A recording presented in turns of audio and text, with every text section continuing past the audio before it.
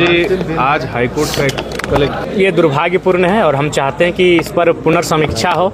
इसलिए हो क्योंकि निजी क्षेत्र की जब हम बात करते हैं तो निजी क्षेत्र में एक सवाल आता है कि निजी क्षेत्र का मतलब क्या होता है। निजी क्षेत्र का मतलब होता है उद्योग, निजी क्षेत्र का मतलब होता है प्लांट, निजी क्षेत्र का मतलब होता है किसी ज़मीन पर कोई कल कारखाना स्थापित हो। अब सवाल बनता है कि कल कारखाना के लिए ज़मीन भारत ने नहीं दिया है, पूरे भारत के लोगों ने नहीं दिया है, बिहार, उत्तर प्रदेश, महाराष्ट्र, गुजरात के लोगों ने ज़मीन नहीं दिया है, ज़मीन केवल झारखंड के लोगों ने दिया है। तो वहाँ तो सौतेला व्यवहार बिल्कुल नहीं होना चाहिए। वहाँ 75 क्या, अगर 100% भी कोई रिजर्व करता है तो बुरा नहीं है। इसलिए बुरा नहीं है क्योंकि वह ज़मीन उनकी एकमात्र पूंजी है, वह ज़मीन उनका एकमात्र सहारा है। लेकिन आप एक नियम लेके आते हैं, एक कल कारखाना स्थापित होता है और क्षण भर में वो सारी ज़मीन सरकार एक्वायर कर लेती है किसी कंपनी को देने के लिए। आपने तो विकास के नाम पर, उन्नति के नाम पर एक ज़मीन कंपनी को दे दिया, कंपनी ने लाखों करोड़ों का टर्नओवर किया, देश की उन्नति में काम आया, देश की अर्थव्यवस्था में काम आया। लेकिन उस किसान का क्या हुआ?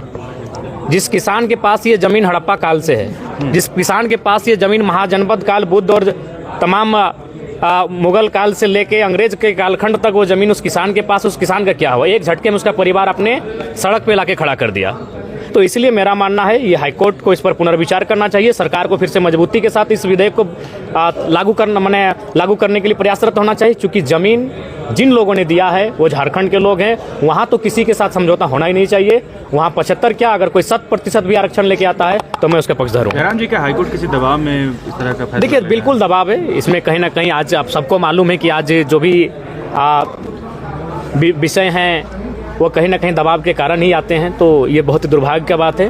हाँ, ज़मीन हमने दिया है तो वहाँ हक हमारा हो, इस बात को हाईकोर्ट को भी सुनिश्चित करना चाहिए। आज अंतिम दिन है, क्या कुछ जी, आज सबसे पहले दो पार्ट होंगे आज के सत्र का।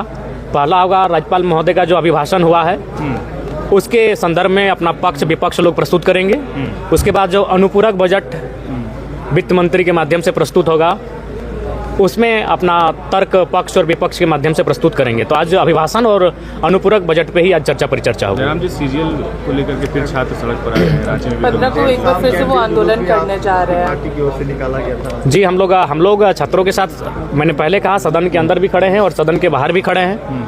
हमारी जो भूमिका है उस भूमिका में हम लोग जैसा पहले थे आज भी उस भूमिका में हम लोग हैं। जेएमएम के विधायक बोल रहे हैं कि खाली सीडी दे करके छात्र गुमराह कर रहे हैं आयोग को भी, प्रमाण नहीं है कि नहीं। अच्छा, ठीक है, तो एक बार जो सत्ता पक्ष हैं, इनके मंत्रिमंडल में जिन्होंने स्थान पाया है, क्या उनमें सामना करने की साहस नहीं है? परिस्थितियों का सामना किया जाए।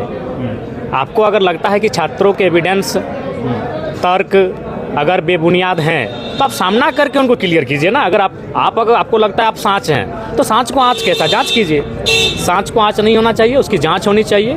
और मैं आज फिर इस बात को सदन में उन दो विषयों के बीच इस विषय को मैं ऐड करके उठाने का प्रयास करूंगा।